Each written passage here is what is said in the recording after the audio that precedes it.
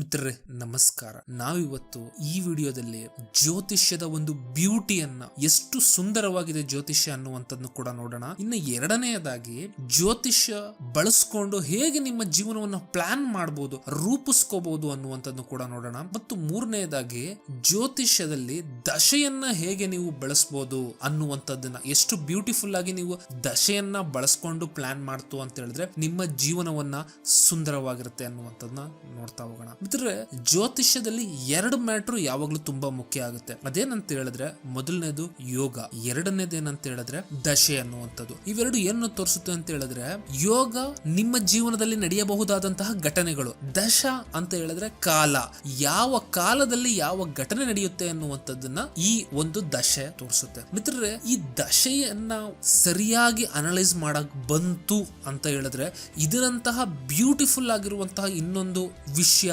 ಇರ್ಲಿಕ್ಕಿಲ್ಲ. ಯಾಕೆ ಅಂತ ಹೇಳಿದ್ರೆ ಈ ದಶೆ ಅಂತ ಹೇಳಿದ್ರೆ ಕಾಲ, ಟೈಮ್ ಅನ್ನ ಅರ್ಥ ಮಾಡ್ಕೊಳ್ಳುವಂತಹ ಕೆಪಾಸಿಟಿ ಒಬ್ಬ ಮನುಷ್ಯನಿಗೆ ತನ್ನ ಜೀವನದಲ್ಲಿ ಬಂತು ಅಂತ ಹೇಳಿದ್ರೆ ಅದಕ್ಕಿನ್ನ ಒಂದು ಬ್ಯೂಟಿ ಇನ್ನೇನಿಲ್ಲ. ಬಟ್ ಒಂದು ಕಂಡೀಷನ್ ಏನಂತ ಹೇಳಿದ್ರೆ ಜಾತಕದಲ್ಲಿ ನಿಮ್ಮ 5ನೇ ಮನೆ ಅಲ್ಲಿರುವಂತಹ ಗ್ರಹ ಆಗ್ಲಿ ಅಥವಾ 5ನೇ ಮನೆಯ ಅಧಿಪತಿ ಆಗ್ಲಿ ತುಂಬಾ ಚೆನ್ನಾಗಿ ಪ್ಲೇಸ್ ಆಗಿರ್ಬೇಕಾಗತ್ತೆ. ಈ ಟೆಕ್ನಿಕ್ ನ ನೀವು ನಿಮ್ಮ ಸ್ವಂತಕ್ಕೆ ಬಳಸ್ಕೊಳ್ಳೋದಾಯ್ತು ಅಂತ ಹೇಳಿದ್ರೆ. ಯಾಕೆ ಅಂತ ಹೇಳಿದ್ರೆ 5ನೇ ಮನೆ ಏನನ್ನ ರೆಪ್ರೆಸೆಂಟ್ ಮಾಡುತ್ತೆ ಅಂತ ಹೇಳಿದ್ರೆ ವಿಷನ್, ಫ್ಯೂಚರ್ ಅನ್ನ ನೋಡುವಂತಹ ಕೆಪಾಸಿಟಿಯನ್ನ ನಿಮಗೆ ಕೊಡುವಂತದ್ದೇನೆ ಜ್ಯೋತಿಷ್ಯ ಆಗಿರುತ್ತೆ. ಆದ್ರಿಂದ ಯಾವ ಜ್ಯೋತಿಷಿಗೆ 5ನೇ ಮನೆ ಚೆನ್ನಾಗಿರೋದಿಲ್ಲ ಆತ ಜ್ಯೋತಿಷ್ಯ ಮಾಡಕ್ಕೆ ಚಾನ್ಸೇ ಇಲ್ಲ. ಹಾಗೂ ಮಾಡ್ತಾ ಇದ್ದೇನೆ ಅಂತ ಹೇಳಿದ್ರೆ 2ನೇ ಮನೆ ಚೆನ್ನಾಗಿರ್ಬೇಕಾಗತ್ತೆ. ಯಾಕಂತ ಹೇಳಿದ್ರೆ ವಾಕ್ ಸಿದ್ಧಿ, 2ನೇ ಮನೆ ವಾಕ್ ಸಿದ್ಧಿ ಅಲ್ಲಿಂದ ಬರುವಂತದ್ದು, 2ನೇ ಮನೆ ಚೆನ್ನಾಗಿರ್ಬೇಕಾಗತ್ತೆ. ಸೊ ಮಿತ್ರ, ನಾನ್ ನಿಮ್ಗೆ ಈ ವಿಡಿಯೋದಲ್ಲಿ ದಶೆಯಲ್ಲಿ ಬರುವಂತಹ ವೇರಿಯಸ್ ಗ್ರಹಗಳ ಒಂದು ಕಾಂಬಿನೇಷನ್ ಹೇಗೆ ವರ್ಕ್ ಆಗುತ್ತೆ ಮತ್ತು ಅದನ್ನ ನಿಮ್ಮ ಅನುಕೂಲತೆಗೆ ಬಳಸ್ಕೊಂಡು ಹೇಗೆ ಪ್ರಿಡಿಕ್ಟ್ ಮಾಡಬಹುದು ಅನ್ನುವಂಥದ್ದು ನೋಡೋಣ. ಮಿತ್ರ, ಇದಕ್ಕೆ ನಿಮಗೆ ಇರಬೇಕಾದಂತಹ ಒಂದು ಪ್ರೀ ರಿಕ್ವಿಸಿಟ್ ನಾಲೆಡ್ಜ್ ಏನಂತ ಹೇಳಿದ್ರೆ ಗ್ರಹಗಳು ಎಲ್ಲಿ ಕುತ್ಕೊಂಡಾಗ ಏನ್ ಮಾಡ್ತವೆ ಅನ್ನುವಂಥದ್ದನ್ನ ಗೊತ್ತಿರಬೇಕಾಗುತ್ತೆ. ಇನ್ನು ಎರಡನೆಯದಾಗಿ ದಶೆ, ಅಂತರ್ದಶೆ, ಪ್ರತ್ಯಂತರ ದಶೆಯನ್ನ ನೋಡುವಂಥದ್ದು ಗೊತ್ತಿರಬೇಕಾಗುತ್ತೆ. ಯಾಕೆ ಅಂತ ಹೇಳಿದ್ರೆ ಈ ದಶೆ, ಅಂತರ್ದಶೆ, ಪ್ರತ್ಯಂತರ ದಶೆ, ನೆಕ್ಸ್ಟ್ ಸೂಕ್ಷ್ಮ ದಶೆ, ಪ್ರಾಣದಶೆ ಹೀಗೆಲ್ಲ ಬರ್ತಾವಲ್ಲ, ಅದರಲ್ಲಿ 3ನ ಮಾತ್ರ ತಗೊಳ್ಳೋಣ. ಯಾಕೆಂತ ಹೇಳಿದ್ರೆ ಎಲ್ರದು ಬರ್ತ್ ಟೈಮ್ ರೆಕ್ಟಿಫಿಕೇಶನ್ ಅಂತ ಹೇಳಿದ್ರೆ ನಿಮ್ಮ ಹುಟ್ಟಿದ ಸಮಯ ಎಕ್ಸಾಕ್ಟ್ ಮಿನಿಟ್ಸ್ ಸೆಕೆಂಡಿಗೆ ರೆಕ್ಟಿಫೈ ಆಗಿರೋದಿಲ್ಲ. ಆದ್ರಿಂದ ಬಟ್ ನೀವು ಈ ಟೆಕ್ನಿಕ್ ಅನ್ನು ಉಪಯೋಗಿಸಿಕೊಂಡು ಕೂಡ ರೆಕ್ಟಿಫೈ ಮಾಡ್ಕೋಬಹುದು. ಹತ್ತತ್ರ ನಿಮ್ಮ ಬರ್ತ್ ಟೈಮ್ ಕರೆಕ್ಟ್ ಆಗಿತ್ತು ಅಂತ ಅಂದ್ರೂ ಕೂಡ. ಮಿತ್ರರೇ, ನನ್ನ ಪರ್ಸನಲ್ ಎಕ್ಸ್ಪೀರಿಯನ್ಸ್ ಇಂದಾನೆ ಹೇಳೋದಾಯ್ತು ಅಂತ ಹೇಳಿದ್ರೆ ನನ್ನ ಜಾತಕದಲ್ಲಿ ರಾಹು 12ನೇ ಮನೆಯಲ್ಲಿ ಇದೆ ಮತ್ತು ಆ ರಾಹುವಿನ ಡಿಸ್ಪಾಸಿಟರ್ ಅಂತ ಹೇಳಿದ್ರೆ ಶುಕ್ರ ಆಗ್ತಾನೆ. ಅಂದ್ರೆ ರಾಹು ಮನೇಲಿ ಕುಳಿತಿದನಲ್ಲ, ಆ ಮನೆಯ ಅಧಿಪತಿ ಶುಕ್ರ ಆಗ್ತಾನೆ. ನಿಮಗೆ ಒಂದು ಸಿಂಪಲ್ ಬೇಸಿಕ್ ನಾಲೆಡ್ಜ್ ಹೇಳಿದ್ನಲ್ಲ, ಆ ನಾಲೆಡ್ಜ್ ಏನಂತ ಹೇಳಿದ್ರೆ ರಾಹು 12ನೇ ಮನೇಲಿ ಇತ್ತು ಅಂತ ಹೇಳಿದ್ರೆ ಒಂದು ಸಿಂಪಲ್ ಪ್ರಿಡಿಕ್ಷನ್ ಏನಂತ ಹೇಳಿದ್ರೆ ಆ ವ್ಯಕ್ತಿಗೆ ನಿದ್ದೆ ಮಾಡೋದಕ್ಕೆ ಕಷ್ಟ ಆಗುತ್ತೆ. ಇನ್ಫ್ಯಾಕ್ಟ್ ಬಾಧೆಯಾಗಿತ್ತು ಅಂತ ಹೇಳಿದ್ರೆ ನಿದ್ದೆನೆ ಬರೋದಿಲ್ಲ ಅಂತ ಹೇಳ್ಬೋದು. ಯಾವಾಗ ನನ್ನ ಜಾತಕದಲ್ಲಿ ರಾಹು ಮತ್ತು ಶುಕ್ರ ಅಥವಾ ಶುಕ್ರ ಮತ್ತು ರಾಹು ದಶೆಯೋ, ಅಂತರ್ದಶೆಯೋ ಅಥವಾ ಪ್ರತ್ಯಂತರ ದಶೆಯಲ್ಲೋ ಈ ಕಾಂಬಿನೇಷನ್ ಆಪರೇಟ್ ಆದಾಗೆಲ್ಲ ಕೂಡ ನನಗೆ ನಿದ್ದೆ ಬರೋದಿಲ್ಲ ಮತ್ತು ಕಣ್ಣಿನ ಸಮಸ್ಯೆ ಬಹಳ ಆಗುತ್ತೆ ಮತ್ತು ನಾನು ಹಾಸ್ಪಿಟಲ್ಗೆ ದುಡ್ಡು ಕೊಡಬೇಕಾಗುತ್ತೆ. ಯಾಕೆ ಅಂತ ಹೇಳಿದ್ರೆ 12ನೇ ಮನೆ ಏನನ್ನ ರೆಪ್ರೆಸೆಂಟ್ ಮಾಡುತ್ತೆ ಅಂತ ಹೇಳಿದ್ರೆ ಎಕ್ಸ್ಪೆನ್ಸಸ್ ಅನ್ನ ರೆಪ್ರೆಸೆಂಟ್ ಮಾಡುತ್ತೆ. 6ನೇ ಮನೆಯಿಂದ ನೋಡ್ತಾ ಇರೋದ್ರಿಂದ ಸೊ ಹಾಸ್ಪಿಟಲ್ ಮುಖಾಂತರ ಎಕ್ಸ್ಪೆನ್ಸಸ್ ಆಗುತ್ತೆ.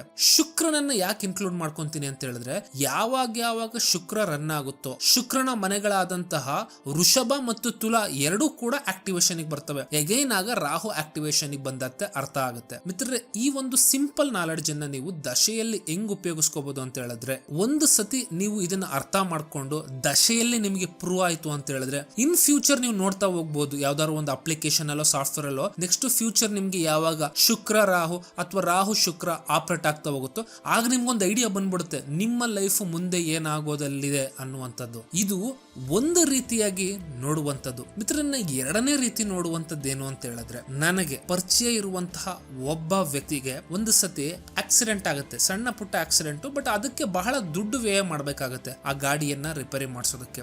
ಆಗ ನಾನು ನೋಡಿದಾಗ ಇದ್ದಂತಹ ದಶಾ ಸೀಕ್ವೆನ್ಸಸ್ ಸೇಮ್ ರಾಹು ಮತ್ತು ಶುಕ್ರನದಾಗಿತ್ತು. ಸೊ ಅದೇ ದಶಾ ಸೀಕ್ವೆನ್ಸ್ ಅನ್ನ ಉಪಯೋಗಿಸ್ಕೊಂಡೇನೆ ನೆಕ್ಸ್ಟ್ ನಾನು ರಾಹು ಮತ್ತು ಶುಕ್ರ ಅಥವಾ ಶುಕ್ರ ಮತ್ತು ರಾಹು ಯಾವಾಗ ಪ್ರಾಮಿನೆಂಟ್ ಆಗಿ ರಿಪೀಟ್ ಆಗುತ್ತೆ ದಶೆ ಸಿಸ್ಟಮ್ ಅಲ್ಲಿ ಅನ್ನುವಂಥದ್ದನ್ನ ನೋಡಿ ಆ ವ್ಯಕ್ತಿಗೆ ಹೇಳಿದೆ, ಇಷ್ಟರಿಂದ ಇಷ್ಟು ಸಮಯದ ಒಳಗೆ ನೀನು ಬಹಳ ಎಚ್ಚರದಿಂದ ಇರಬೇಕಾಗತ್ತೆ. ಯಾಕೆ ಅಂತ ಹೇಳಿದ್ರೆ ಈ ಸಮಯದಲ್ಲಿ ನಿನಗೆ ಗಾಡಿಯಿಂದ ದುಡ್ಡು ಖರ್ಚಾಗಲಿದೆ ಅನ್ನುವಂಥದ್ದು. ಆ ವ್ಯಕ್ತಿಯ 4ನೇ ಮನೆ ತುಂಬಾ ಡ್ಯಾಮೇಜ್ ಆಗಿತ್ತು, ವೆಹಿಕಲ್ ಅನ್ನ ರೆಪ್ರೆಸೆಂಟ್ ಮಾಡುತ್ತೆ. ಸೊ ಇದರ ಅರ್ಥ ಏನು, ದುಡ್ಡು ಈ ವ್ಯಕ್ತಿ ವೆಹಿಕಲ್ಗೆ ಬಹಳ ಸ್ಪೆಂಡ್ ಮಾಡ್ತಾನೆ ಅನ್ನುವಂಥದ್ದು. ಸೊ ಈ ಒಂದು ಆಬ್ಜೆಕ್ಟ್ ಮೇಲೆ ಪ್ರಿಡಿಕ್ಟ್ ಮಾಡದೆ ಈ ಟೈಮ್ ಹುಷಾರಾಗಿರ್ಬೇಕು ಅಂತ.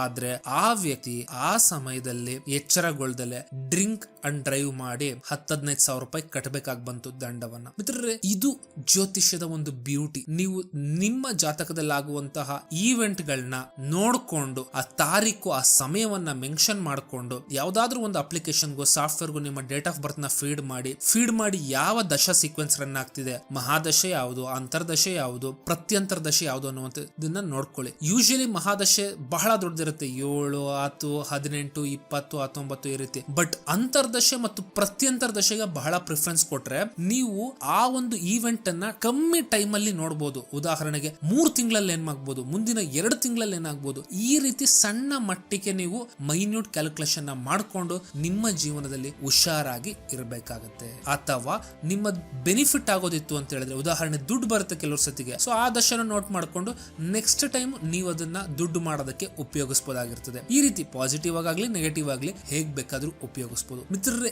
ಇದು ಜ್ಯೋತಿಷ್ಯದ ಒಂದು ಬ್ಯೂಟಿ ಆಗಿರುತ್ತೆ. ಮಿತ್ರರೇ, ಇಡೀ ಪ್ರಪಂಚವೇ ನಿಂತಿರುವಂತದ್ದೇ ಪ್ಯಾಟ್ರನ್ಸ್ ಗಳ ಮೇಲೆ. ಎಲ್ಲಾವುದು ಒಂದು ಪ್ಯಾಟ್ರನ್ ಇರ್ತದೆ. ಈ ಪ್ಯಾಟ್ರನ್ ರೆಕಗ್ನಿಷನ್ ಅನ್ನುವಂಥದ್ದು ನಿಮಗೆ ದಶೆಯಲ್ಲಿ ಐಡೆಂಟಿಫೈ ಮಾಡಕ್ ಬಂತು ಅಂತ ಹೇಳಿದ್ರೆ ನೀವು ನಿಮ್ಮ ಜೀವನವನ್ನ ಅದ್ಭುತವಾಗಿ ಪ್ಲಾನ್ ಮಾಡಬಹುದು. ಮಿತ್ರರೇ, ಈ ವಿಡಿಯೋ ನಿಮ್ಗೆ ಇಷ್ಟ ಆಯ್ತು ಅಂತ ಹೇಳಿದ್ರೆ ಲೈಕ್, ಶೇರ್ ಮತ್ತು ಸಬ್ಸ್ಕ್ರೈಬ್ ಮಾಡಿ.